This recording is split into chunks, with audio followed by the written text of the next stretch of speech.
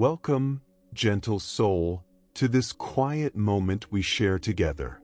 It is a gift to have you here, breathing softly, allowing the day to slowly fall away. Tonight, we enter a calm and intentional journey, one created to ease the restless movement of the mind and guide you toward deep, natural rest. If it feels right, you may notice the hour, the place where you are listening from, and then gently let even that dissolve. Through the timeless insight of Buddhist wisdom and Zen storytelling, you will be guided toward a clearer understanding of inner peace. These teachings do not rush. They unfold slowly, like moonlight spreading across still water. Each story has been chosen with care, not to impress the intellect, but to soften the heart and quiet the endless loops of thought. These are not ordinary stories. They are reflections preserved through generations by those who understood the mind deeply. They remind us that peace does not arise by changing the world around us, but by gently transforming how we meet it.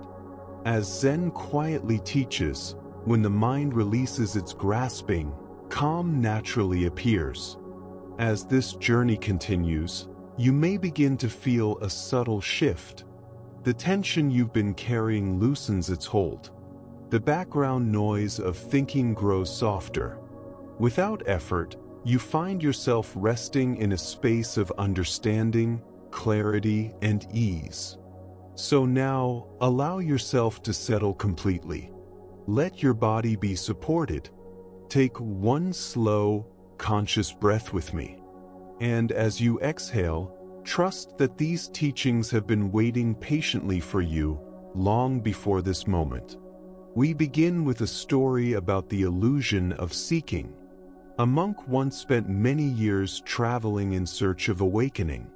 He crossed high mountain paths and cold rivers, enduring fatigue and uncertainty. His body grew weary, his sandals thin, his robes worn by time and distance. Yet his heart burned with determination. He believed that somewhere ahead, a great master held the final key to liberation. At last, he reached a remote monastery and stood before its gates. A deep sense of triumph filled him. Every hardship had been overcome. Surely, this was the end of his long road. Inside, the master sat quietly, repairing an old robe. His movements were slow and unhurried, untouched by urgency. The monk bowed deeply and spoke with trembling conviction. "Master," he said, "after many years, I have reached the end of my journey. Please offer me the final teaching." The master looked up gently. After a long silence, he asked one simple question. "From where do you see a road?" In that instant, the monk's understanding collapsed.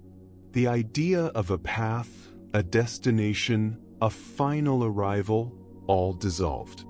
He saw that the road existed only in his mind. There was nowhere to reach. Only this moment, just as it is.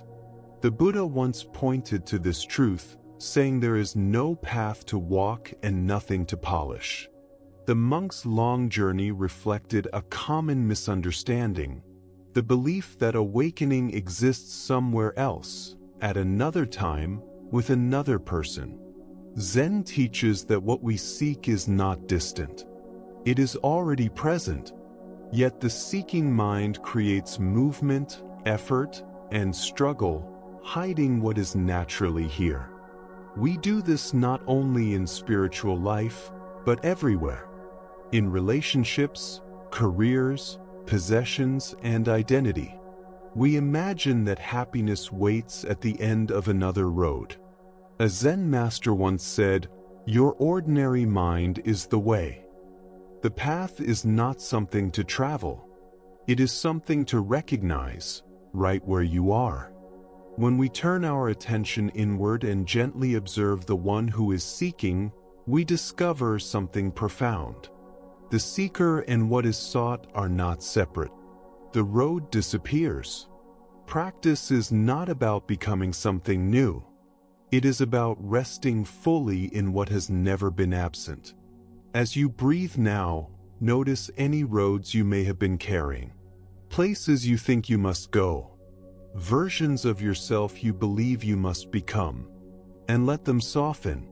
The destination of every path is the realization that there was never anywhere else to be. Our next story reveals the simplicity of present awareness. A young student once approached Master Gas-san, his face tight with frustration. For months, he had practiced meditation with great effort, yet his thoughts seemed louder, more chaotic than ever. "Master," he said, "I try to empty my mind, but it only fills more. How can I find peace?" Gas-san continued tending his garden, hands moving gently through the soil. After a while, he asked softly, "Do you hear the stream nearby?" The student listened. At first, there was only noise in his mind. Then, slowly, he heard water flowing over stones. "Yes," he replied. Gas-san looked at him and said simply, "Enter there." In that moment, the student understood. He had been fighting his experience, not meeting it. Peace was not found by stopping thoughts, but by allowing awareness to include them. Meditation is not a battle. It is an entering, a stepping into the living stream of this moment. As you rest now, allow yourself to enter the stream. The sounds, the breath, the gentle presence of being here. Nothing to fix, nothing to force. Just this quiet flow, carrying you naturally toward rest. And as the stream continues, so do you, softly, peacefully, home. When we gently step into the flowing stream of present awareness, we begin to notice something subtle and freeing. Thoughts are no longer the center of experience.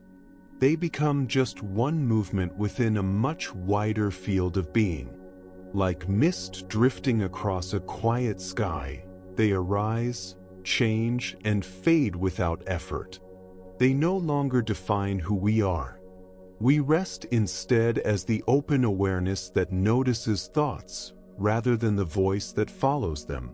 The shift, from struggling to allowing, asks for what Zen calls a not-knowing mind. A soft willingness to release control and meet experience with curiosity. What does this feeling truly sense like in the body? Where does tension live when it is not resisted? What happens to anger, fear, or restlessness when we watch them without judgment? When thoughts are neither pushed away nor believed, they begin to lose their weight. The stream of awareness never stops flowing. It is present in every condition.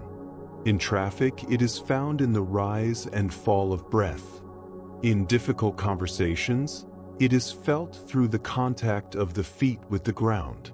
In moments of happiness, it is the quiet appreciation that allows joy to be fully received without grasping. Tonight, as thoughts gently appear within you, see if you can practice entering the stream instead of swimming against it. Notice the distant sounds. Feel the body resting. Sense the simple fact of being aware. As the Buddha taught, the mind shapes the world we experience. When we rest in awareness, we become peace itself. Now, let us turn toward another story, one that reveals the true nature of the mind. A monk once approached Master Xuan, his suffering visible in every movement. His face was tight with worry, his breath shallow and uneven. Fear and agitation had followed him day and night, leaving him exhausted. "Master," he pleaded, "my mind is untamed. It races with anxiety, anger, and endless distraction. I cannot control it. Please, calm my mind for me." Master Xuan looked at him with quiet compassion. After a moment, he spoke gently. "I will help you," he said, "but first, bring me this mind that troubles you so deeply." The monk felt relief and hope. At last, a solution. He returned to his room and sat down to search. He looked within his thoughts. He examined his emotions. He searched his body, wondering where the mind might hide. He tried to grasp individual thoughts as they appeared, believing they might reveal its form. Hour after hour passed. Thoughts came and went. Feelings rose and faded. Sensations appeared and disappeared. Yet the mind itself could not be found. The next morning, the monk returned, tired but changed. The master looked at him kindly. "Have you brought me your mind?" he asked. The monk bowed softly. "I searched everywhere," he said, "but I could not find it. There was nothing solid to hold." The master smiled. "There?" he said gently. "It is already at peace." This story points to a quiet truth. Suffering often arises when we treat passing experiences as solid problems. We imagine a fixed mind that must be corrected, controlled, or repaired. Zen reveals something different. What we call mind is not a thing. It is a flowing process. Thoughts arise from emptiness and dissolve back into it. Emotions move like waves when they are not resisted. When anxiety appears, we say, "My anxiety." When sadness comes, we say, "I am sad." Without noticing, we turn movement into identity. But when we look closely, there is no solid owner of experience. Only changing sensations. Only passing thoughts. Only awareness itself, silent, spacious, and untouched. A Vietnamese Zen teacher once said that impermanence is what makes transformation possible. Because nothing stays the same, nothing is stuck forever. This does not mean we ignore pain or deny suffering. It means we meet the mind with kindness instead of battle. We observe rather than suppress. We feel rather than resist. As you rest now, allow thoughts to come and go. Let emotions move freely. You do not need to fix them. You do not need to chase peace. Peace appears naturally when the struggle ends. And as your breathing slows, as awareness widens, you may find yourself drifting gently towards sleep, held not by effort, but by understanding. When we stop searching for a broken mind that needs repair, something gentle reveals itself. Thoughts and emotions no longer appear as enemies to defeat. They are seen as movements arising within awareness, temporary, workable, and fluid. Nothing solid stands in need of fixing. The Master's quiet words, that the mind is already settled, point toward a deep truth. Peace is not something we manufacture through effort. It is something uncovered when striving softens and control is released. When the urge to manage the mind fades, the natural stillness of awareness quietly remains. Tonight, as sensations, thoughts, or feelings appear, you may gently look for the one who seems to experience them. Can you find this mind that appears to need so much supervision? As the Buddha reminded us, in the end only a few things truly matter: how deeply we loved, how gently we lived, and how gracefully we learned to let go. Perhaps one of the things we can release is the belief that the mind requires constant correction. Now, let us turn to a Zen story about the nature of mental weight. This story is called The Weight of the Glass. A Zen teacher once entered her classroom holding a simple glass of water, filled halfway. Her students gathered close, expecting a familiar lesson about optimism or perception. They prepared themselves to speak about whether the glass was half full or half empty. Instead, the teacher raised the glass and asked quietly, "How heavy is this glass?" The students hesitated, then offered guesses. 200 grams, one said. 300, another suggested. Perhaps 500, said a third. The teacher smiled softly. "The exact weight is not important," she replied. "What matters is how long I hold it." She extended her arm. "If I hold it for a minute, it feels light. If I hold it for an hour, my arm begins to ache. If I hold it all day, my arm becomes numb, unable to move."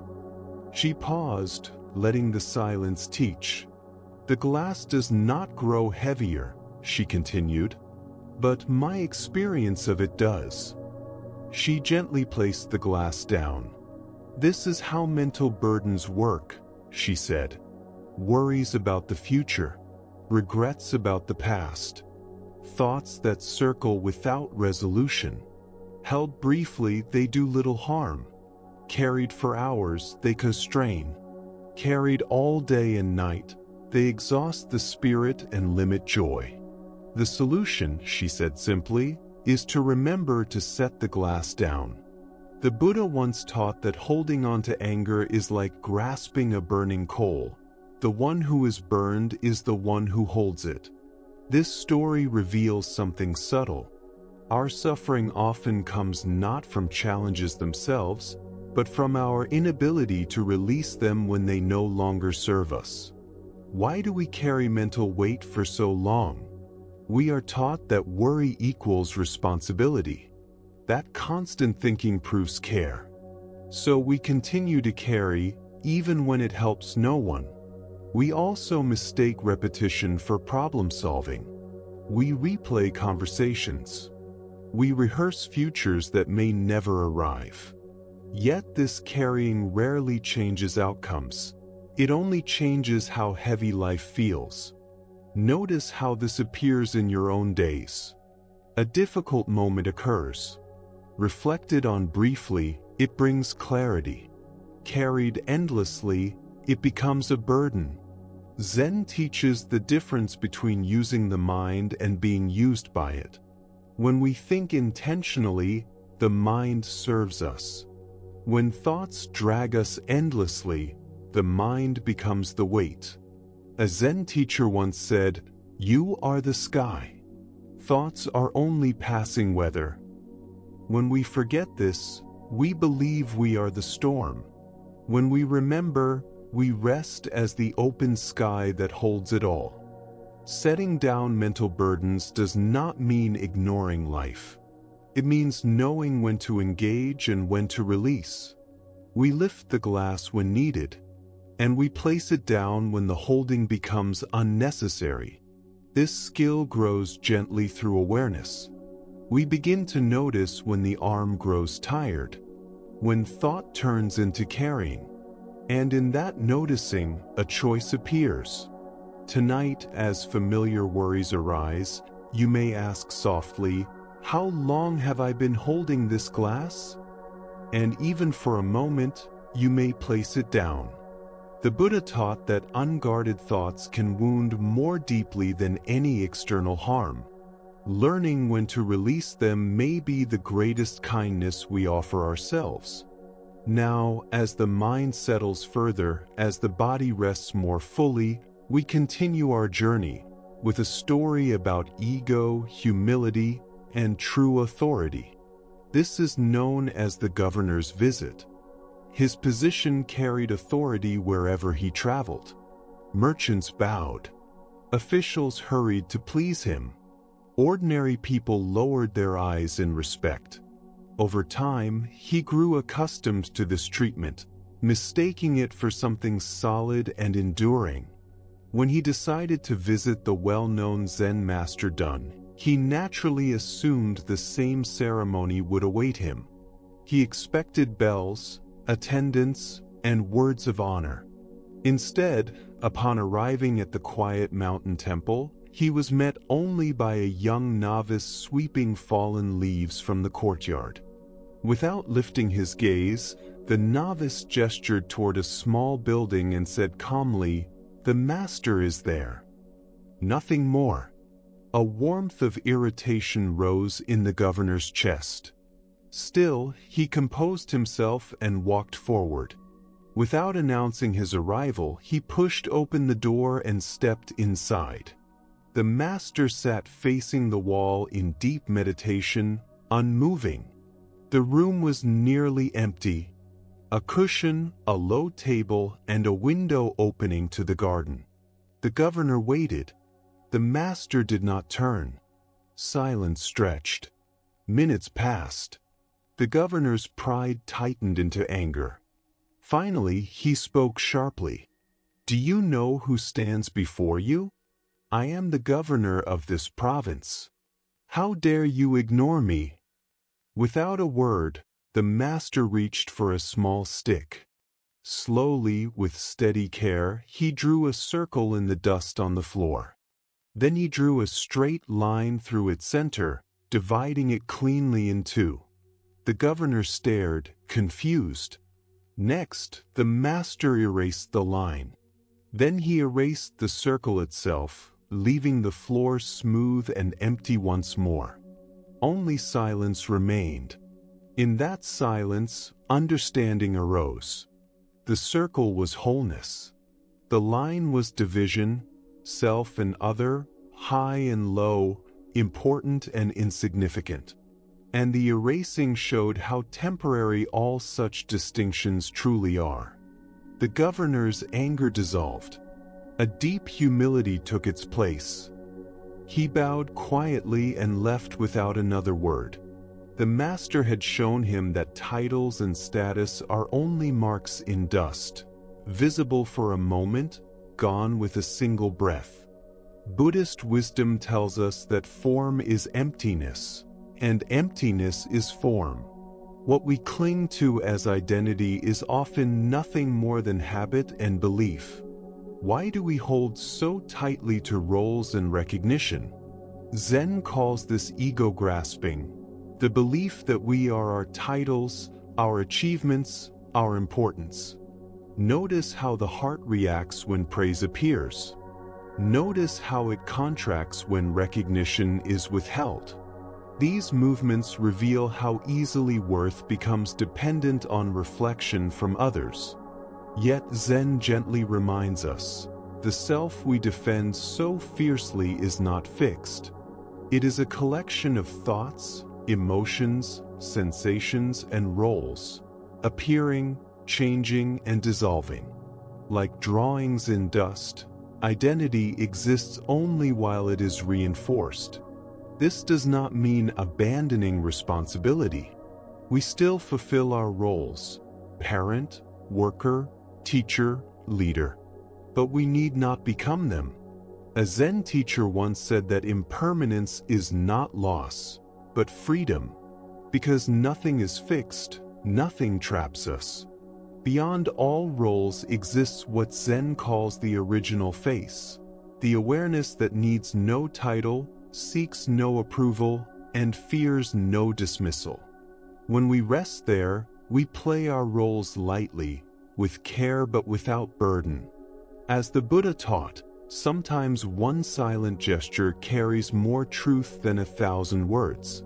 Tonight, if the wish for recognition arises, or the ache of being overlooked appears, remember the circle in the dust. See how easily it can be erased. Perhaps what we are invited to release is the exhausting effort of proving who we are. As the body softens and the breath grows slow, we continue our journey gently onward, toward a story of appreciation, simplicity, and the wisdom revealed through true need. This next story is known as the Taste of Hunger. Master Sangai looked quietly upon the group of honored visitors gathered in the temple hall. High-ranking samurai stood before him, their garments fine, their posture proud. Among the visitors were wealthy merchants, their clothing adorned with costly ornaments, and officials accustomed to refined meals and elegant dining. They were people who had never truly known hunger, never wondered when they would eat again, never felt the quiet urgency of an empty body. The master looked upon them with gentle amusement and said, "Come to my temple, and I will serve you a meal of simple rice and barley." His voice carried a playful warmth, as though the invitation held more than it seemed. Curiosity stirred among the guests. They were used to banquets of many courses, rare flavors, and elaborate presentation. What could such a humble meal possibly offer them? Still, intrigued by the master's reputation, they accepted. When the appointed day arrived, they gathered and waited. Midday passed. No food appeared. At first, they remained patient, assuming a delay. Time continued to move. Their stomachs began to speak, softly, then with insistence. The afternoon lengthened. What began as mild curiosity deepened into true hunger, a sensation unfamiliar to their comfortable lives. Throughout this time, the master sat quietly by the fire, sipping tea, tending the flame, appearing entirely unconcerned with the growing discomfort around him. Long after the usual hour for eating had passed, small trays were finally placed before each guest. They leaned forward eagerly, expecting something extraordinary to justify the long wait. Instead, they found only plain boiled rice and barley, with a few thin strips of pickled radish beside it. No decoration, no luxury, only the simplest food. One guest, still hopeful, asked softly, "Revered teacher, will there be broth?" The master replied calmly, "The invitation was for rice and barley. Nothing more." And yet, something remarkable had happened. In their genuine hunger, the guests discovered that this simple meal tasted exquisite. Each grain carried depth. Each bite brought satisfaction beyond expectation. What had once seemed ordinary became extraordinary. After they finished eating in quiet appreciation, the master spoke gently. When the body is truly hungry, even the simplest food is a feast. The Buddha spoke of this truth when he taught that contentment is the greatest wealth. This story reveals a quiet teaching. True appreciation is not born from abundance, but from awareness. When we are surrounded by excess, our senses grow dull. What is always available is easily overlooked. The master's delay was not cruelty, but kindness. By removing comfort for a moment, he restored the guest's ability to taste, to feel, to appreciate. This wisdom speaks softly to our own lives. We live amid constant availability, food, entertainment, comfort. Yet satisfaction often feels distant. How often do we eat without tasting? Rest without resting? Witness beauty without seeing? Zen invites us to return to simplicity, to meet basic experiences with full presence.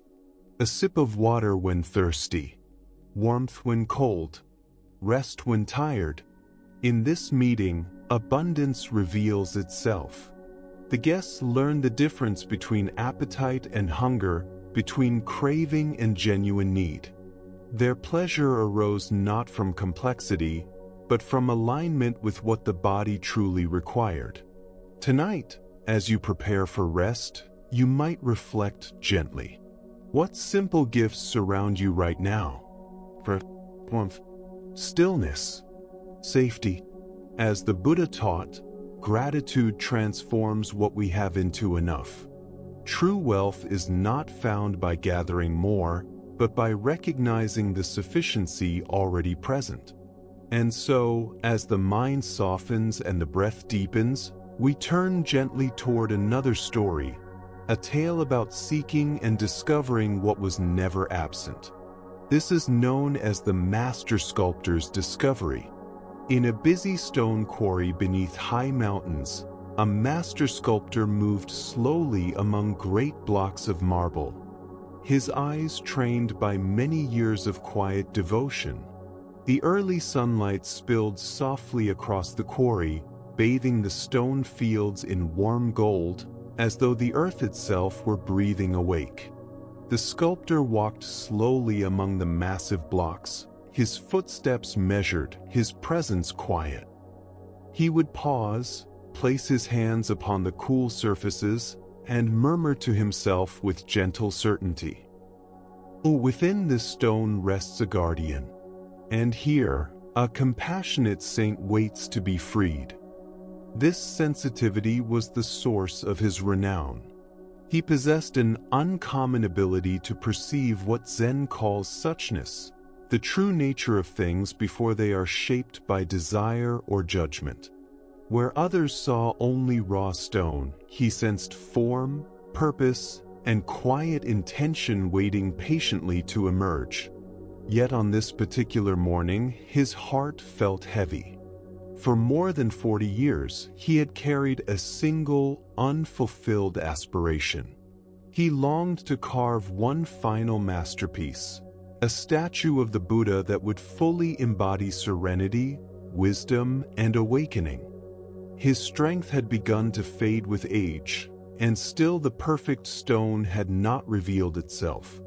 He had traveled far beyond his homeland, visiting distant quarries, consulting masters of stone, sending workers to search remote mountains. Still, no slab felt right. None seemed worthy of releasing the Buddha he envisioned in his heart. Weighed down by quiet disappointment, the sculptor turned toward a modest Zen temple near his home. At its center rested a simple stone well, surrounded by moss and stillness. He bowed deeply before the elderly priest who tended the grounds. "Master," he said softly, "for 40 years I have searched for the perfect stone to carve the Buddha. My life's work remains unfinished." The priest listened without interruption, his eyes kind and clear. Then he smiled, gently, and replied with effortless ease, "No problem." The sculptor blinked, uncertain yet hopeful. "You know where I can find it?" "Of course," the priest said. "Where?" The priest raised his hand and pointed quietly across the courtyard. "There." Eagerly, the sculptor approached the well and leaned over its edge. In the still, dark water, he saw a familiar face gazing back at him, lined by years of effort, eyes shaped by longing, marked by the patience of a lifelong search. Buddha's teaching echoes here. If you cannot find truth where you stand, where else could it be? What we seek most intensely often does not reside in distant places or perfect conditions. It rests within the very awareness that is doing the seeking. Zen reminds us that we spend our lives examining objects, goals, and ideals, yet forget to look at the one who desires them. The sculptor had studied thousands of stones, crossed countless miles, yet had not considered that the consciousness seeking the Buddha was itself the Buddha's ground. How often do we delay peace, telling ourselves it will arrive later, after success, after change, after circumstances align? This is seeking everywhere except in the reflection already present. As Zen saying teaches, the ordinary mind is the way.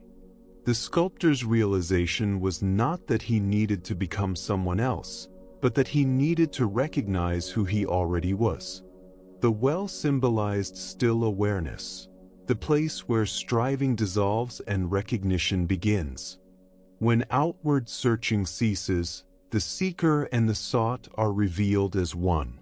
This is known in Zen as the original face, the nature present before effort, before comparison, before longing. Tonight, as your thoughts slow and awareness softens, Notice the quiet presence that observes these words. That, too, is Buddha nature, already complete, already home. The masterpiece you seek is not waiting for better materials. It waits for recognition. And now we turn gently to another story, one that reveals how appearances can mislead and how the heart often sees what the eyes overlook. This is the story of the hungry abbot and the generous robe. In a prosperous merchant district of an ancient Chinese city, behind tall walls and carved gates, lived a man of great wealth. His residence gleamed with polished stone, rare woods, and servants who anticipated his every need. His status was widely known, and he guarded his reputation carefully.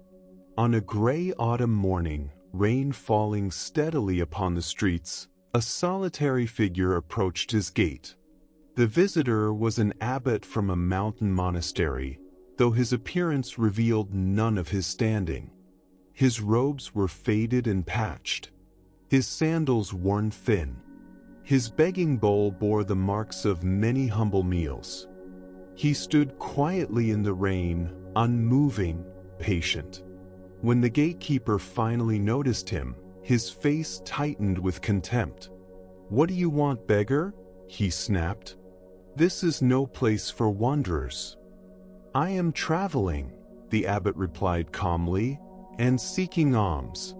Perhaps your master would offer a simple meal." The gatekeeper laughed dismissively, his eyes scanning the monk's worn clothing. "Begone," he said. "We have nothing for the likes of you." And so the gate was closed, while something unseen waited to be revealed.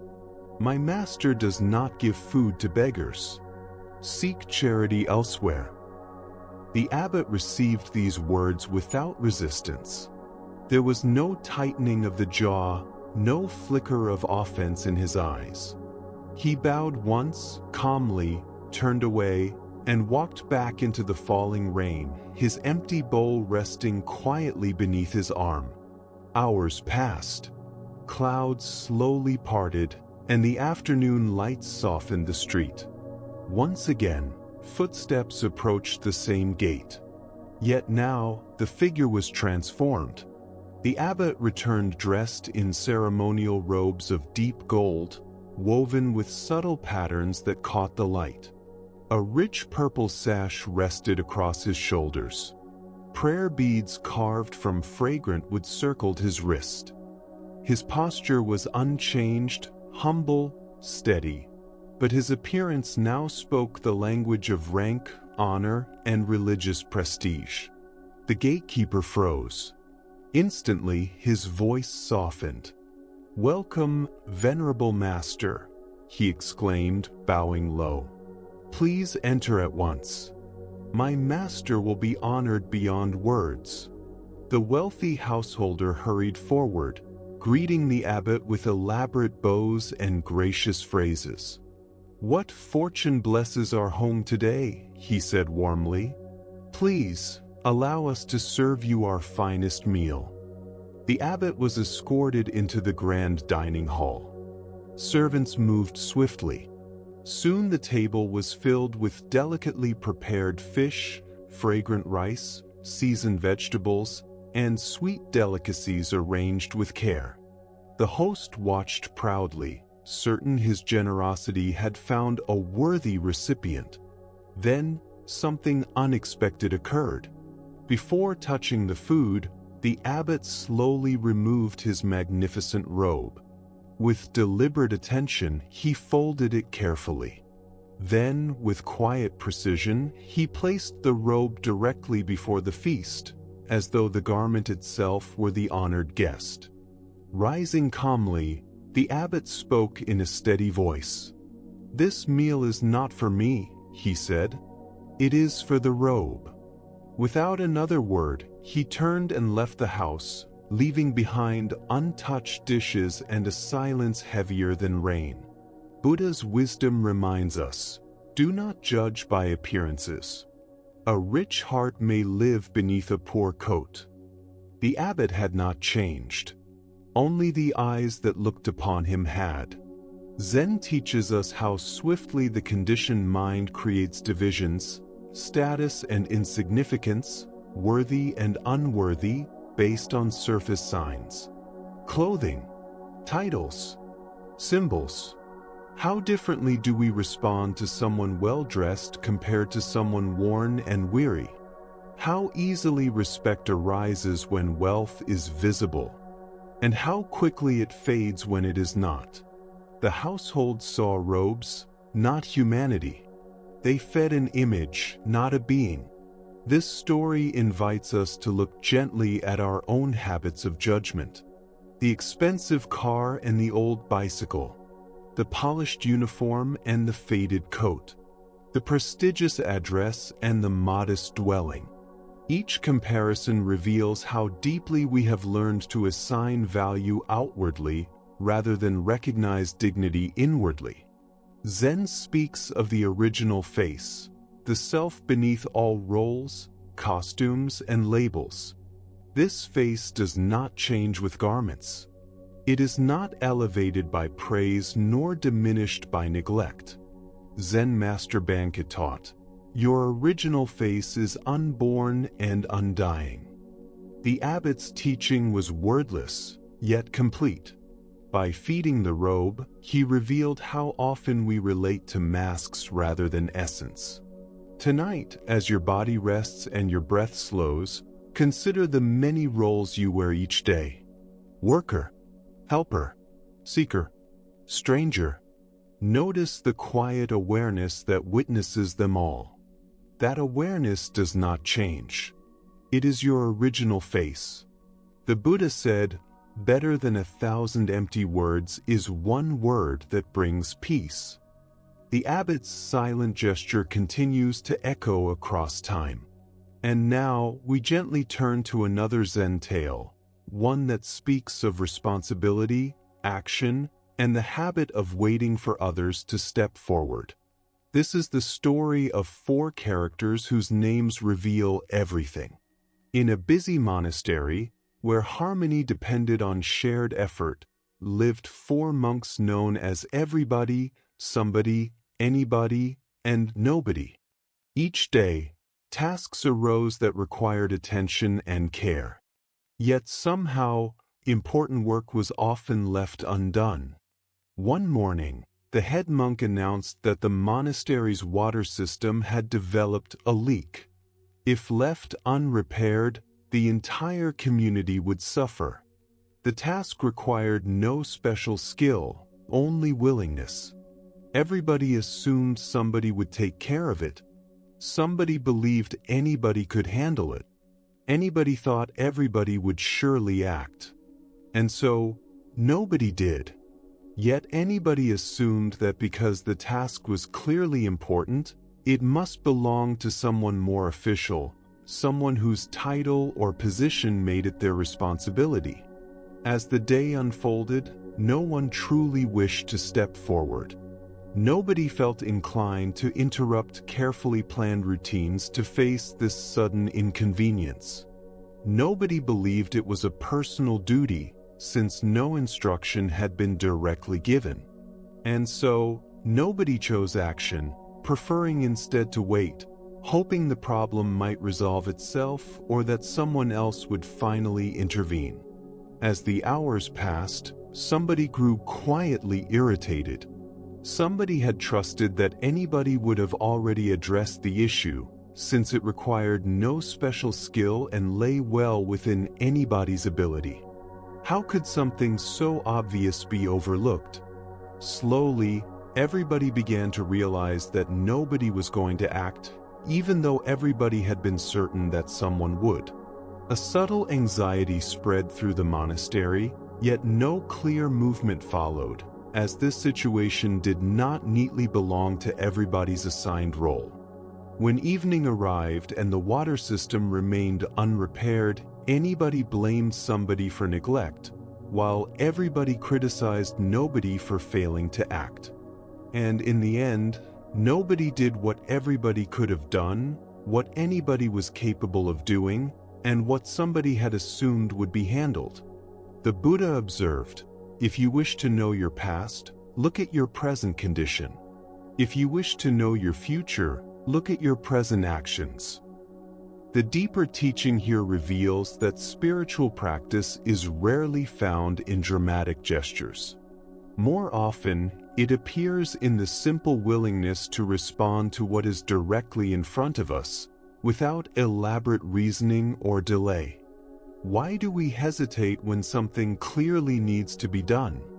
Zen points to several quiet patterns of mind.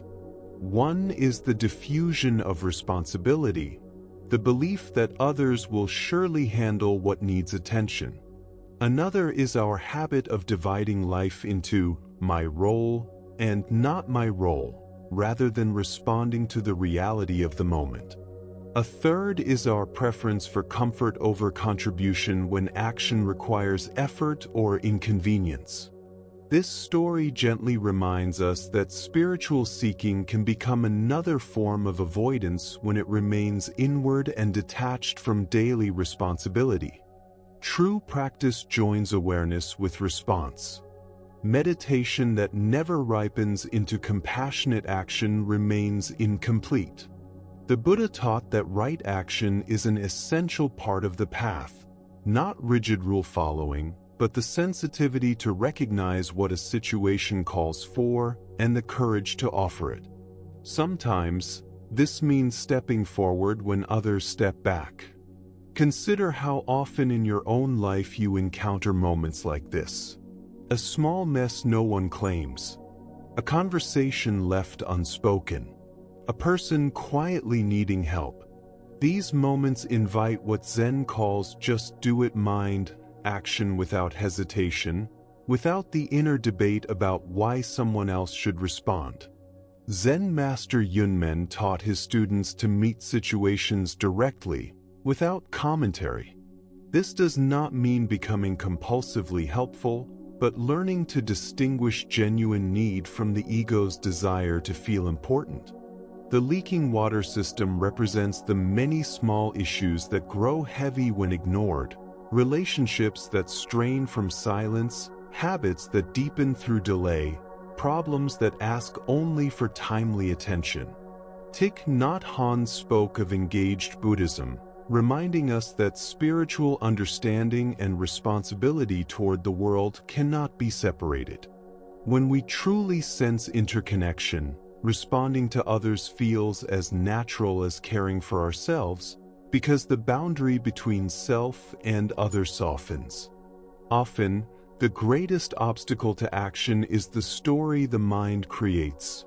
I am too busy, too inexperienced, not the right person. These inner negotiations consume more energy than simple action ever would. Zen practice cultivates what is called don't know mind, the willingness to act without needing certainty, permission, or perfect understanding. When something needs doing and you can do it, the most direct spiritual response is often to begin. Tonight, as your thoughts slow and your body rests, notice where action is quietly waiting in your life. See the difference between true discernment and gentle avoidance. You may discover that the deepest practice sometimes looks very ordinary, seeing what needs doing and doing it. The Buddha said, "Better than 1,000 hollow words is one word that brings peace." Sometimes that peaceful word is simply, "I will do it." And now, we turn softly toward another Zen story, one that reveals a truth so close it is often unseen. This is the tale of the fish and the ocean. In the vast depths of the Pacific, where light filtered gently through layers of blue and green, a young fish swam restlessly through familiar waters. Though surrounded by shimmering schools, swaying coral, and the slow rhythm of distant waves, a quiet unease stirred within him. One day, approaching an ancient sea turtle whose shell bore the marks of many journeys, the young fish asked earnestly, "Elder, I hear others speak of something called the ocean. They speak of it as if it is the most important thing that exists. Yet I have searched everywhere, and I cannot find this ocean at all. What is this mysterious thing everyone speaks about? The old turtle's eyes, deep and patient like quiet tidal pools, rested on the young fish with gentle warmth. "Little one," the turtle replied, his voice softened by many years of storms and stillness, "the ocean is what holds you on every side, in every moment." The young fish darted nervously, swimming upward toward the distant shimmer of light, then down toward the sandy floor below. "But I don't see anything around me," he said. "There is only water, other fish, plants, stones. Where is this ocean you describe? Why can't I see it?" The turtle settled more deeply into the soft kelp, sensing this was a moment that asked for patience rather than haste. "Of course you cannot see it," he said kindly. "The ocean is both outside you and within you. You were born in it. You breathe it. You are sustained by it. And one day, you will return to it. The ocean moves through your gills and flows around your body as naturally as your scales rest upon your skin. It is so completely part of you that it has become invisible." The young fish grew still, sensing something vast and essential that had always been present, yet unnamed. "You mean, this water I swim through," he asked softly, "this is the ocean?" "Yes," the turtle answered. "You have never been apart from it, not for a single moment." As the Buddha taught, all conditioned things are impermanent. Practice with awareness. This ancient wisdom points toward the great flow of existence that surrounds and sustains all beings, yet often remains unnoticed. Like the fish who cannot perceive the ocean, we live immersed in the sacred while failing to recognize it because it is too near, too constant, too fundamental to appear separate from ourselves. Why do we struggle to sense this deeper current of life? Zen teaches that we search for what seems extraordinary while overlooking what is ordinary. We imagine truth must appear dramatic or distant, while missing it in the simplest moments. The great flow reveals itself in every breath entering the body, in the rhythm of waking and sleeping, in the steady pulse of the heart, in thoughts rising and dissolving within awareness. It is the same pattern that shapes galaxies and unfurls fern leaves, expressing itself at every scale of existence. Consider how often this flow appears quietly throughout your day.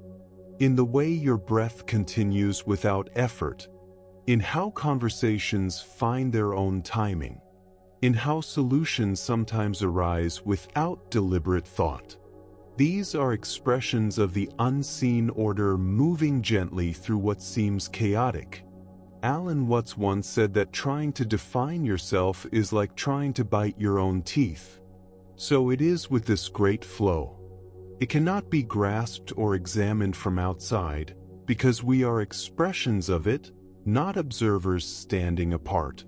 Every attempt to understand it conceptually is like a fish trying to leave the ocean to inspect it. Yet this flow is not abstract. It is the intelligence coordinating every cell in your body, the awareness in which all sensations arise, the life force animating trees, animals, and even the smallest forms of life. In ancient teachings, this flow is called the way. Not a path we travel toward, but the path that moves through us moment by moment. Lao Tzu wrote, "The way that can be spoken is not the eternal way." And yet, words gently point where silence completes the teaching. Tonight, as you feel your breath moving in and out without effort, can you sense this quiet intelligence expressing itself through you?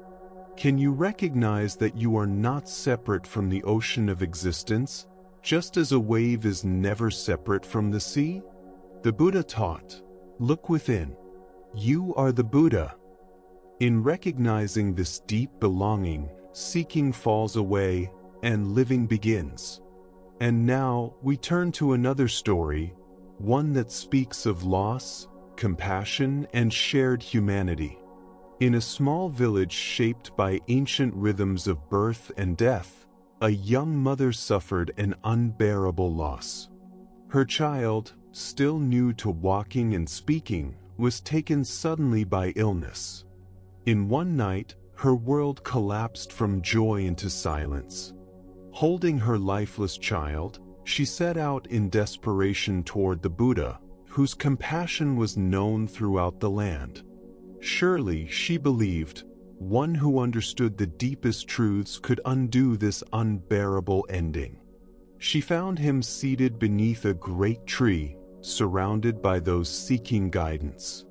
Without ceremony, she placed her child before him and pleaded through her grief, "Please, bring my son back. Without him, my life has no meaning." The Buddha looked upon her with boundless tenderness. "I will help you," he said gently. "But first, bring me a mustard seed from a household where no one has ever died." Hope ignited within her. Mustard seeds were common. She began her search. At each home, families gladly offered seeds. Yet when she asked the question, each household spoke of their own losses. Parents, children, elders. None had been spared by death. As the day passed, her search widened, and so did her understanding. In every home, she encountered not only grief, but shared humanity. By evening, she had found no seed untouched by death. But she had found something deeper, the realization that suffering unites all beings. She returned to the Buddha, no longer seeking a miracle, but wisdom. Bowing deeply, she said, "I understand now. Please teach me the nature of life and death, and how to live with love in the presence of loss." And the Buddha began to teach. Ancient Buddhist teachings tell us that among all footprints, the elephant's is the greatest. In the same way, among all themes of meditation, reflection on death is the most profound. This wisdom does not invite fear, but clarity. It shows us that when we truly acknowledge the universality of loss, isolation can soften into connection, and despair can quietly mature into understanding. Why do we feel so alone when death touches our lives, when loss is one of the few experiences shared by all beings who are born? Buddhist psychology gently explains that suffering often deepens itself by creating a subtle illusion. The illusion that our pain is uniquely unbearable, that no one else could possibly understand this particular ache, that fate has chosen us for a special cruelty. This sense of being alone within grief tightens the heart. It cuts us off from the very human connections that could ease our pain. When we believe our suffering is unprecedented, we unknowingly turn away from the comfort offered by those who have walked similar paths. We push away what we need most, the recognition that love and loss are forever intertwined in human life. The Buddha's compassion never dismissed the mother's sorrow. He did not rush her toward acceptance, nor did he offer empty reassurance. Instead, he guided her toward a direct realization, one that could unfold naturally within her own heart. By sending her from house to house, he allowed her to meet the many faces of loss. And just as importantly, he allowed her to see how life continues, quietly and meaningfully, even after tragedy. Each home she entered became a living meditation. Each conversation with grieving families reflected her own pain back to her, gently and honestly. With every shared story, invisible threads of connection began to form.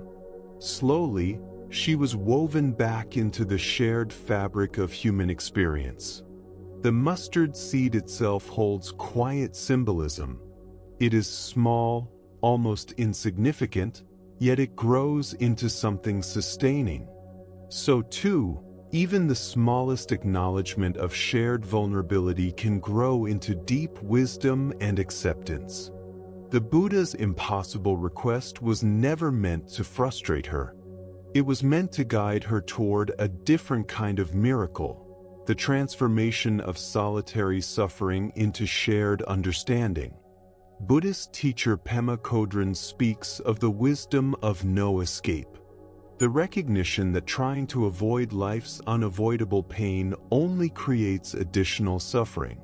The mother's initial wish was deeply human, the wish to escape loss rather than learn how to live with it. Yet her journey showed that grief, when met with wisdom instead of resistance, can open the door to profound insight.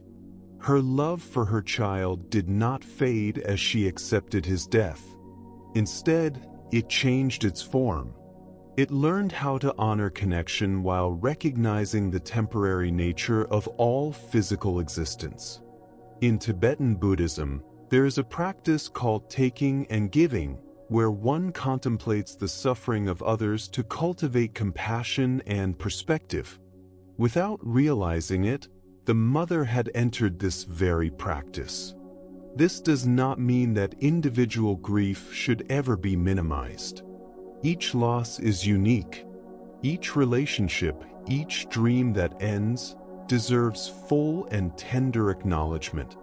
But when we recognize that loss is universal, grief no longer becomes a prison. It becomes something we carry together. The Buddha's guidance points toward what we might call grieving with company rather than grieving alone. When we understand that countless parents have loved and lost children, our pain does not disappear, but it becomes more bearable because it is shared. Loss, woven into the structure of existence, reminds us that we belong to one another. This story also speaks to our tendency to bargain with reality, to search for exceptions to life's laws through faith or miracle. The mother's request for resurrection reflects our resistance to accepting that some changes cannot be undone, that some losses cannot be reversed, no matter how deep our love or devotion. Instead of restoring life, the Buddha offered something quieter and perhaps more enduring, a path toward wisdom that could transform her relationship with loss itself. This is spiritual teaching at its most compassionate, meeting us exactly where we are while gently guiding us deeper. Acceptance of impermanence does not make life colder. It makes it more precious. When we truly understand that everything changes, our remaining moments grow brighter. Our relationships become more sincere. Our priorities soften into clarity. Tonight, as you rest with your own memories of loss, or with the quiet fear of losses yet to come, can you sense the vast companionship of others who have felt this same ache? Perhaps you will discover that your deepest sorrow does not separate you from life, but connects you to the universal experience of loving what cannot stay forever. The Buddha taught that of all things that arise and pass away, loving awareness alone remains. This awareness is spacious enough to hold both love and loss with equal tenderness. And now we gently turn to another teaching, a story about faith, doubt, and the delicate power of belief. This is the tale of the wishing tree. A poor man walks slowly through a forest, his shoulders heavy with worry. Unpaid debts, strained relationships, dreams postponed for another life. Each step echoes with the weight of his thoughts.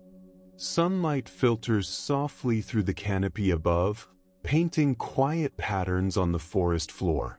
But he does not notice. His mind circles endlessly around the same familiar fears.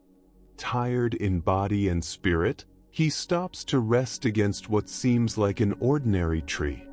Its trunk is wide, its bark cool and steady against his back. As he catches his breath, thirst rises within him. "I wish I had something to drink," he murmurs. Instantly, a cup of clear, cool water appears in his hand. He stares in disbelief, turning the cup, searching for illusion. Cautiously he drinks. The water is sweet and deeply refreshing. "Strange," he whispers. And then hunger speaks from his stomach. Without much thought, he wishes for food. A simple meal appears: bread, fruit, fresh vegetables. He eats slowly, astonished by each bite. "My wishes are coming true," he says softly. Excitement stirs within him. Encouraged, he wishes for a home. Before his eyes, a beautiful house rises nearby, bright, welcoming, complete. "If I have a house," he reasons, "I'll need help." He wishes for servants, and kind figures appear, ready to serve. Joy fills him. And then another thought arises. What good is all this without someone to share it with? He wishes for a loving companion. A radiant woman appears, her presence warm and gentle. As she takes his hand, doubt suddenly awakens. "This is impossible," he says. "People like me don't receive things like this." As the words leave him, everything fades. The woman disappears. The house dissolves. The food vanishes. He is once again leaning against an ordinary tree, alone with his worries. "I knew it," he mutters, walking away. His mind returning to its familiar patterns of complaint. The Buddha taught that we are shaped by our thoughts. That with our thoughts, we create the world we live in. This story reveals the quiet power of belief and the subtle harm of doubt. Zen teachings remind us that we often trust our limitations more than our possibilities. Struggle becomes familiar. Abundance feels foreign.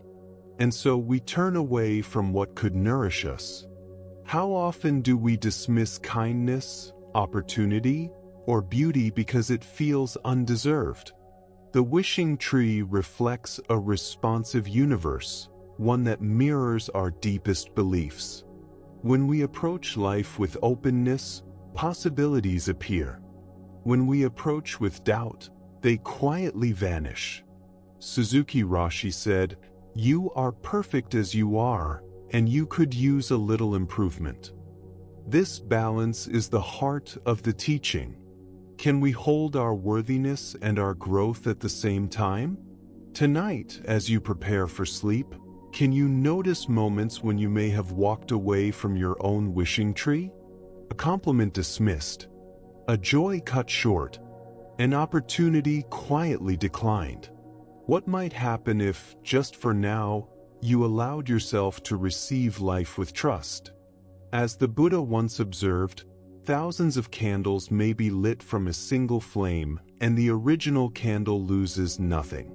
Happiness, like light, is not diminished by being shared. It multiplies.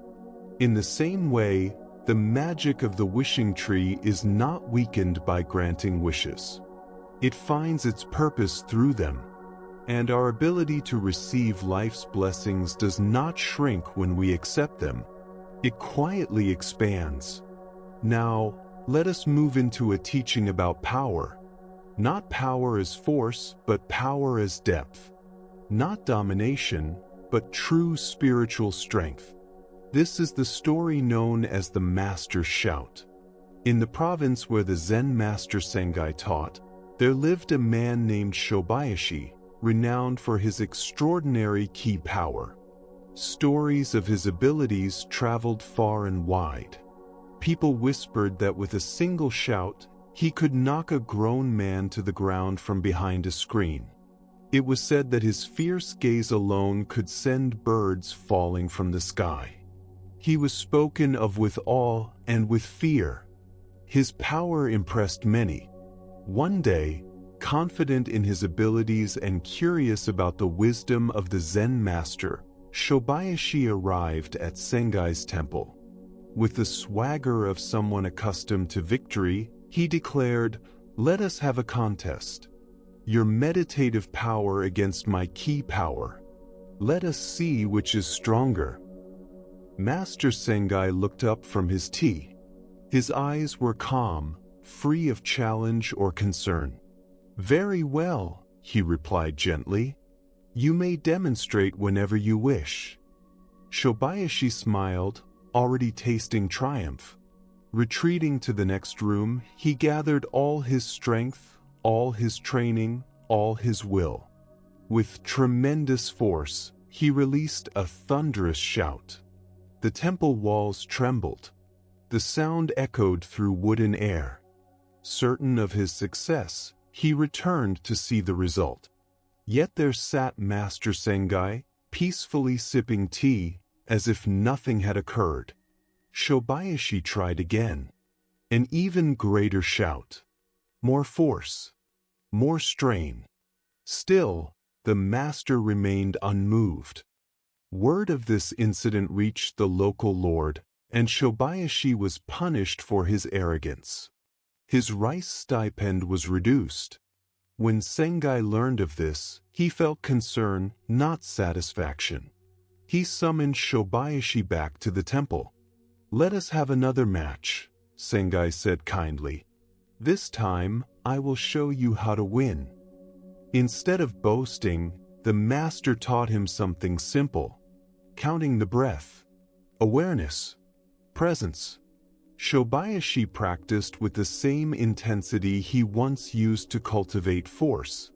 Day and night, he followed his breathing.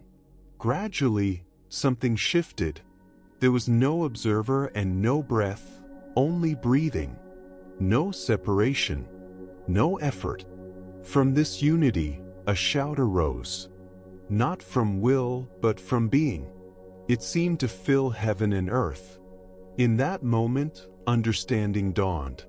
Shobayashi rushed to Sengai and shared his realization. The master smiled with joy. "You have done it," he said. "You have knocked down heaven and earth. I have lost the match." The Buddha taught that conquering oneself is greater than conquering others. Here we see the difference between force and true power. Force arises from separation. True power arises from unity. Sengai could not be shaken, because there was no fixed self to strike. When separation dissolves, force has no target. How often do we confuse force with effectiveness? We shout to be heard. We dominate to feel secure.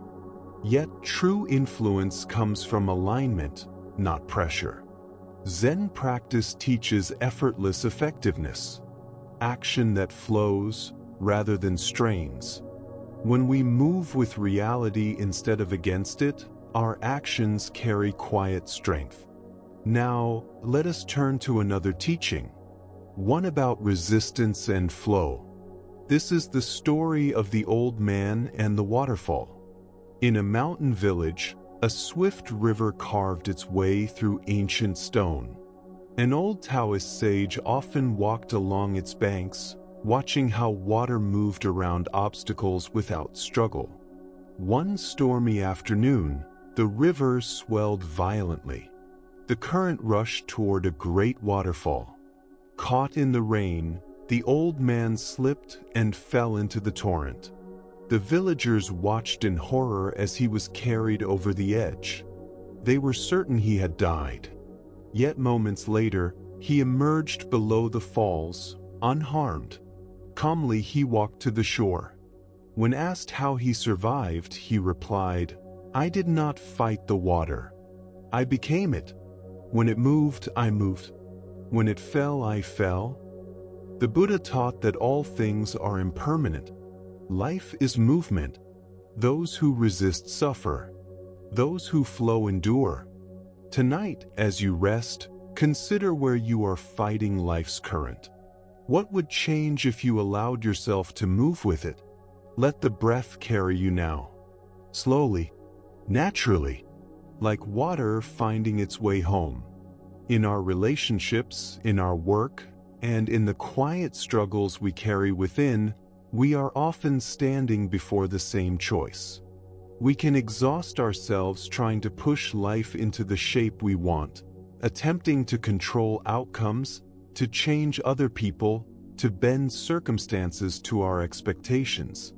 Or we can learn another way, a quieter way, a wiser way. We can learn to work skillfully with what is already here, to move toward our deeper intentions through understanding, through adaptation, through patience rather than force. An old Zen teaching says that water is soft and yielding, yet nothing can resist it forever. Rock that refuses to give way is slowly worn down, while water remains. The old man who survived the waterfall lived this truth. What appeared fragile became his strength. What seemed like surrender became wisdom. The Buddha taught that hatred never ends through hatred, but only through love.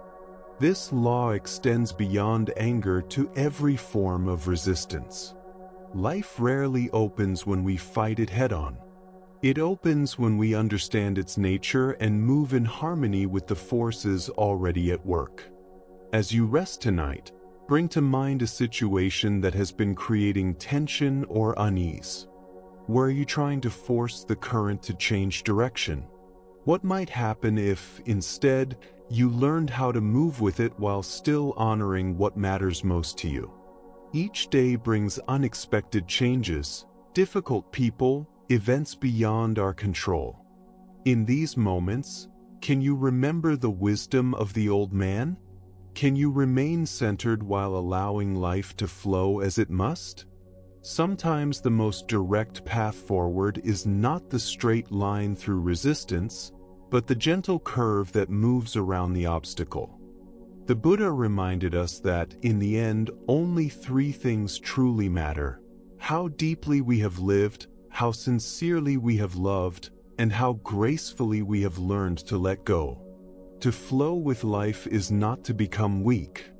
It is to release the exhausting need to control everything, while preserving our capacity to respond with clarity and care. Like water, we can be both gentle and powerful, both persistent and adaptable, both soft and unbreakable. Now let us turn to another story, one that reveals the difference between borrowed understanding and wisdom that lives in the bones. This is the story of following the stream. Deep within a vast wilderness, where tall pines stretched endlessly toward the sky, two men from the city found themselves hopelessly lost. What had begun as a simple hike had turned into confusion and fear. Their confidence faded as day turned into night, and every trail seemed to dissolve into another. Surrounded by trees that all looked the same, their sense of direction vanished. Just as panic began to tighten its grip, they came upon an old hermit sitting quietly in a clearing. His face was weathered by years of solitude, yet his presence radiated calm. "Please," they asked urgently, "tell us how to get back to civilization." The hermit studied them gently and replied, "I could tell you, but you would still be lost." Confused and frustrated, they pressed him further. "What should we do then?" The hermit gestured toward a small stream flowing softly through the clearing. "Follow the water," he said. "Streams become creeks. Creeks become rivers.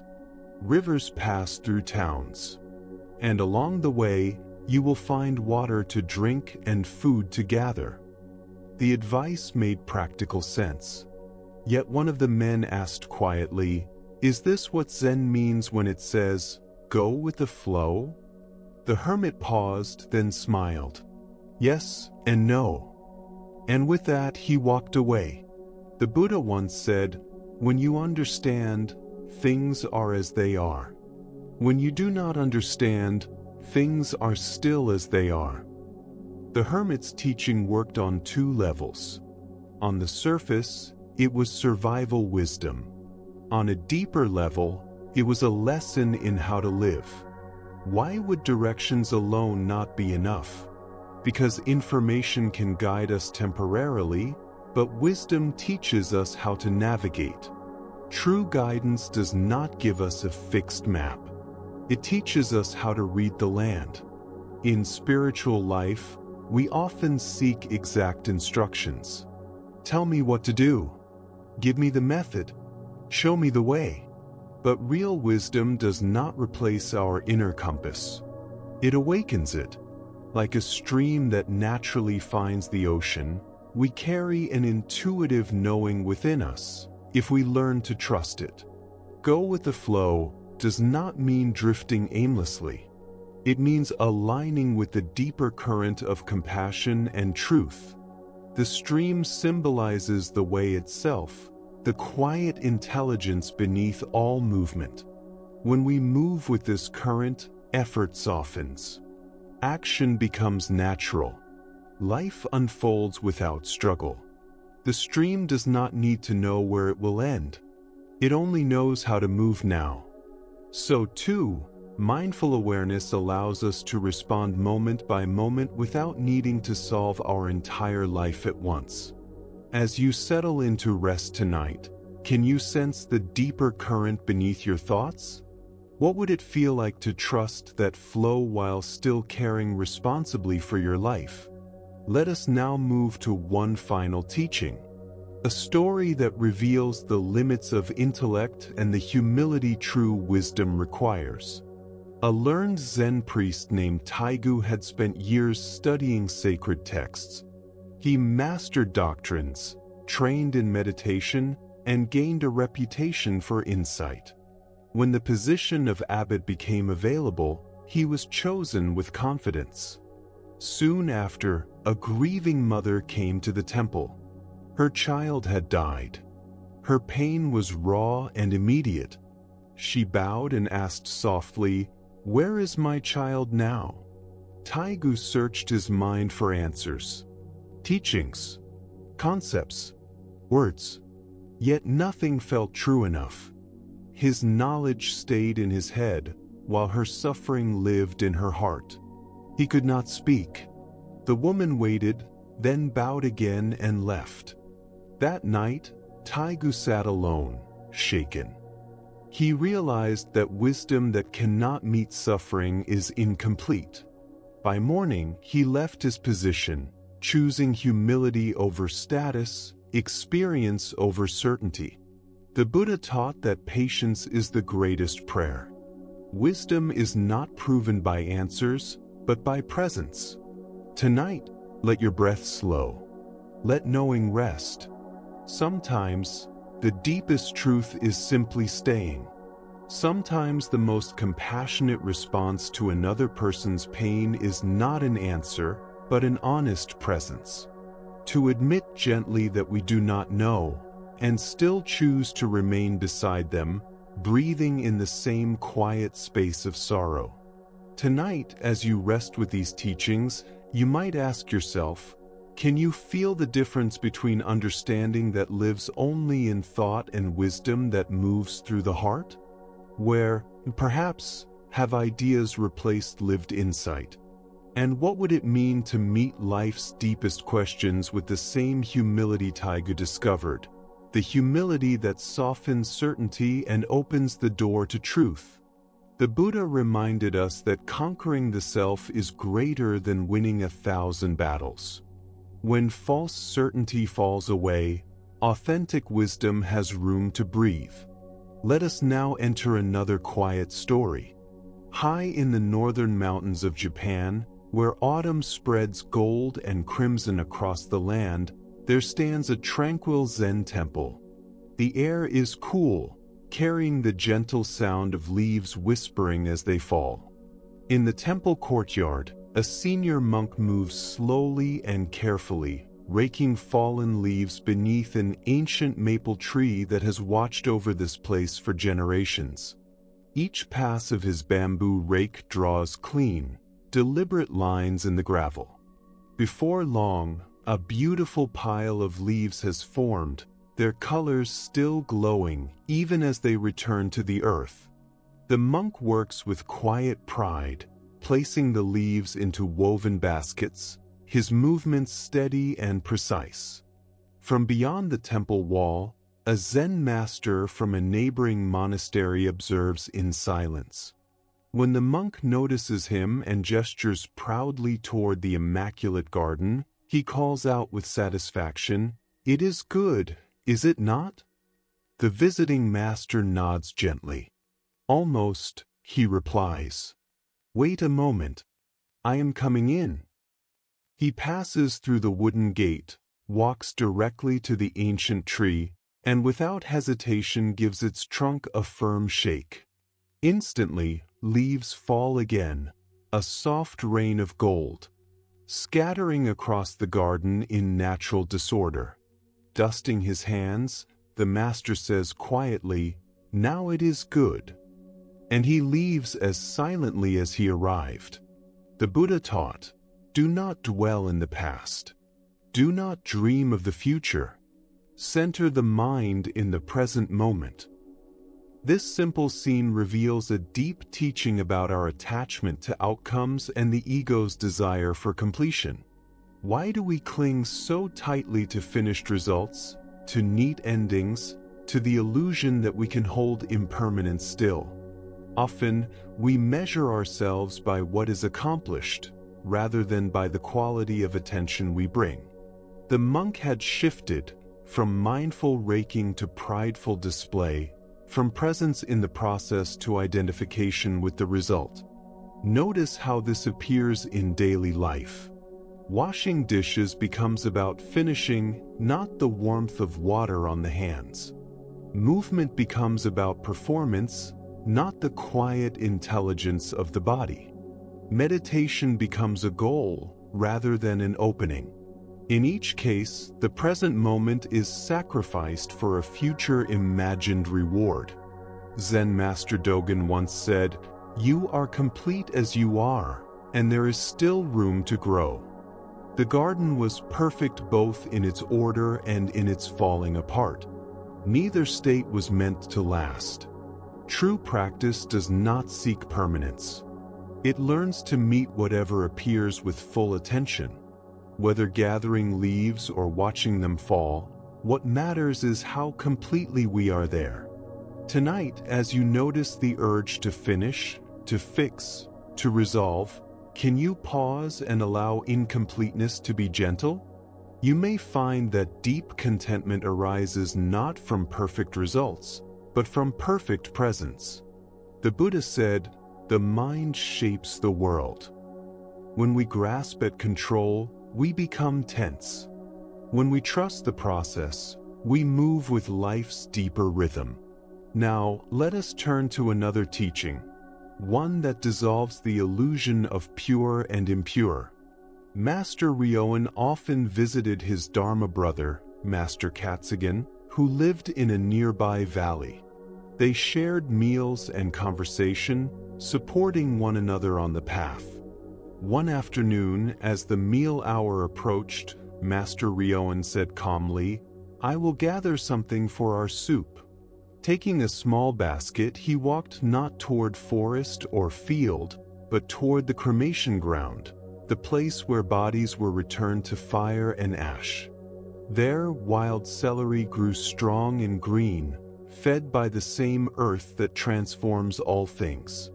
Untroubled, Master Ryoan gathered the plants and returned to prepare a simple soup. When it was offered, Master Katsugen hesitated. His body resisted what his mind labeled unclean. Seeing this, Master Ryoan asked gently, "You eat vegetables grown with manure, with decay and waste, yet you reject these, grown near human ashes. Tell me, where is the difference?" In that moment, Master Katsugen saw clearly. his revulsion came not from reality, but from conditioning. The categories dissolved. He ate the soup. It was nourishing. It was good. And in that quiet realization, another barrier fell away. The Buddha once taught, "All things arise from the mind. The mind is their source and their guide." These words remind us that our experience is often shaped less by reality itself and more by the stories the mind quietly tells. Ideas of purity and contamination, clean and unclean, often hold more power over us than the true nature of what is before us. The story of the cremation ground reveals something essential about awakening. To awaken is not to add new beliefs, but to see through the false divisions that create distance and suffering in everyday life. Master Ryoan's simple question did more than challenge a food preference. It gently unsettled an entire structure of dualistic thinking, the habit of dividing experience into sacred and profane, acceptable and unacceptable, pure and impure. The wild celery growing near the ashes represents all the gifts life offers through processes we prefer not to see. Every meal is made possible by endings as much as beginnings. Every breath depends on cycles of decay that renew the air. Each moment is sustained by death giving rise to life, again and again. And yet, the mind selects. It approves some forms of decay and rejects others. Not because of truth, but because of comfort. This discomfort reflects our struggle with impermanence. We wish to stand apart from it, to imagine ourselves untouched by the same cycles that shape everything else. Master Ryoan's ease at the cremation ground reveals a different understanding. Death was not contamination to him, but transformation. The same forces that return bodies to earth also feed new growth. Nothing is wasted. Nothing is separate. Often, we avoid looking too closely at what sustains our lives. We turn away from slaughterhouses, from exhausted soil, from unseen labor. Yet we feel disturbed by vegetables grown naturally in soil enriched by human ash. When Master Katsugen saw this clearly, his perception shifted. What had seemed repellent was suddenly revealed as simple nourishment. Rich earth. Living food. No different in essence from anything else he had eaten. Zen practice nurtures what is sometimes called non-dividing awareness. A way of seeing before judgment arises. This does not mean losing discernment, but loosening our grip on rigid distinctions. Much of our suffering comes from divisions that do not truly exist. When we recognize our deep interconnection, including death as part of life, fear softens. Aversion fades. We see the same pattern everywhere. In how we judge work as noble or lowly, people as worthy or unworthy, practices as pure or tainted. We may believe that spiritual growth should move us away from decay, difficulty, and impermanence. Yet this story teaches otherwise. Wisdom does not avoid life. It includes all of it.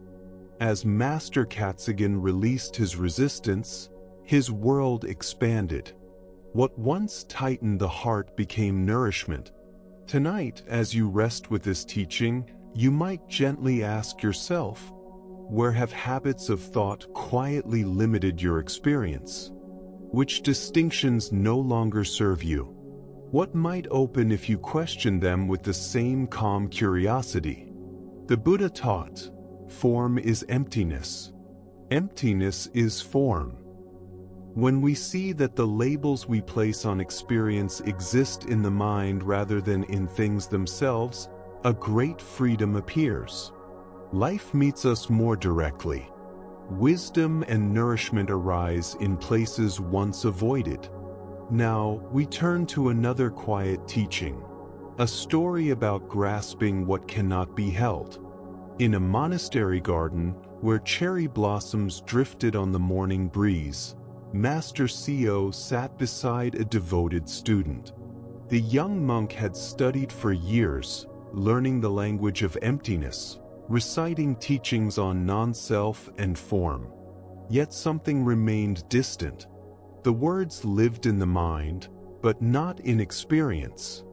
That morning, carrying this unspoken longing, he turned to his teacher and asked the question that had been waiting in his heart. "Master," the young monk said softly, bowing with sincere respect, "I have studied the teaching of emptiness for a long time. I understand that all things arise and pass away, that nothing exists on its own, that nothing remains the same. Yet it feels as though I am only touching ideas. Can you help me truly hold emptiness itself?" Master Seo looked at him quietly.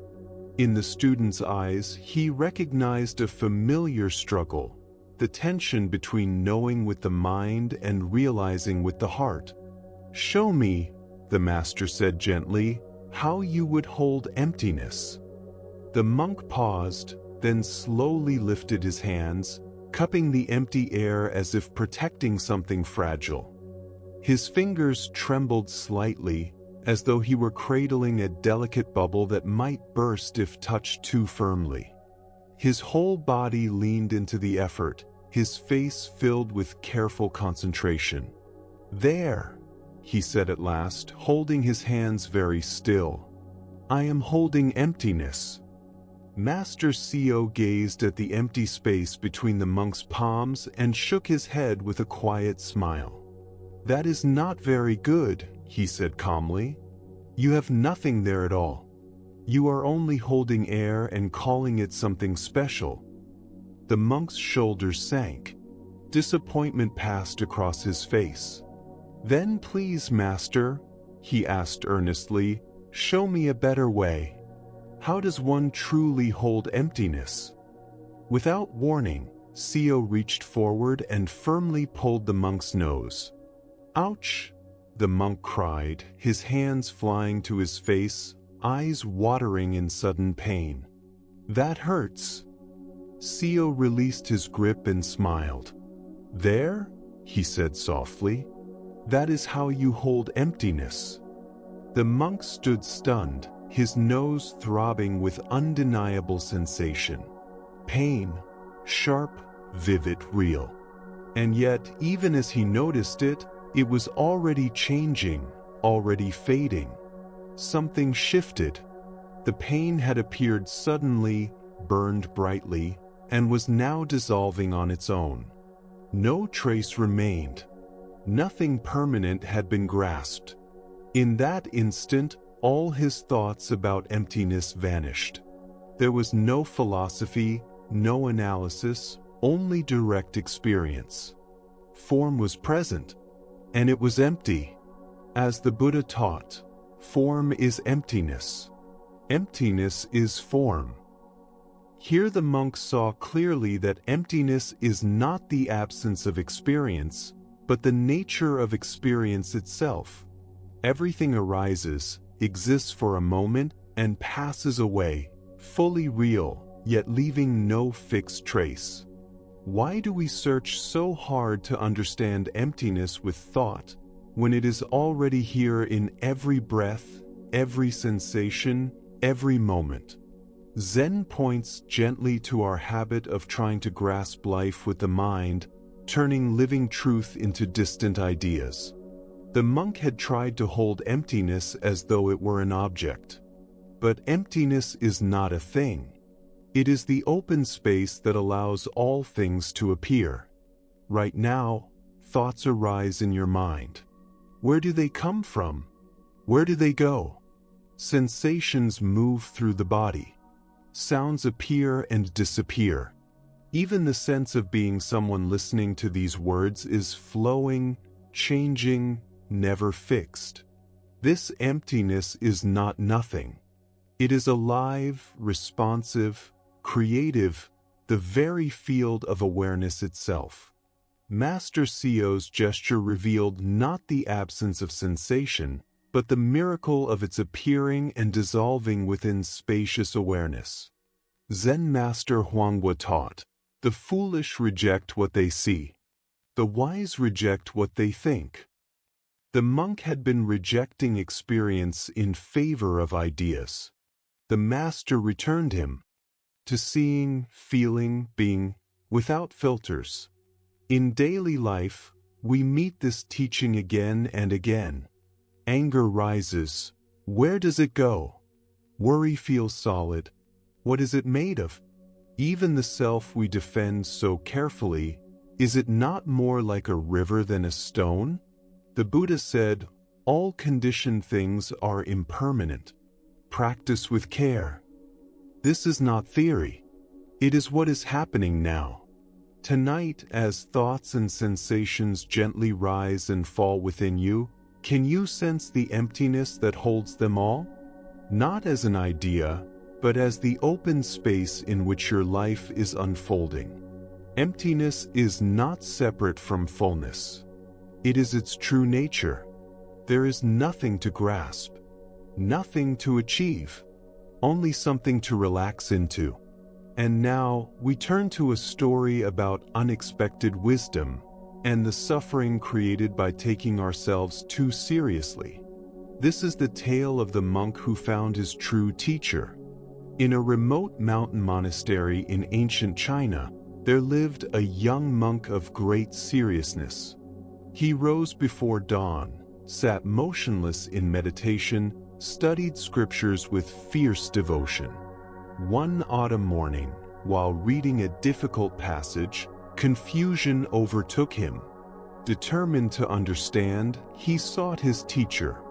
When the master heard the question, he burst into laughter, deep, unrestrained, joyful laughter. For 3 days, the monk suffered deeply, unable to eat or sleep, haunted by that laughter. At last, he returned, heart exposed, and asked why. The master smiled gently. "Do you know your problem?" he asked. "You are worse than a clown." At first, the words wounded him. Then, clarity. A clown brings joy, but he could not receive it.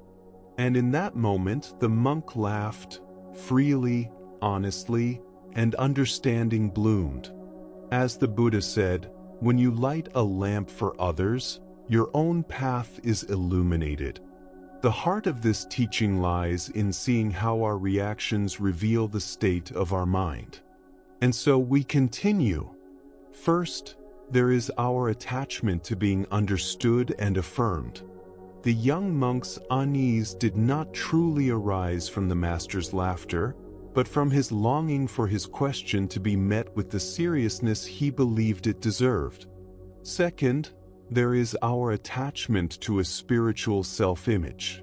When we cling to being seen as earnest seekers, devoted practitioners, or wise students, we quietly lose the openness and lightness that allow true learning to unfold. The monk's attachment to his identity as a serious practitioner closed him to the teaching offered through laughter. Third, there is our narrow idea of how wisdom should arrive. We expect teachings to come in familiar shapes, solemn words, careful explanations, traditional forms. Yet awakening often enters through unexpected doors.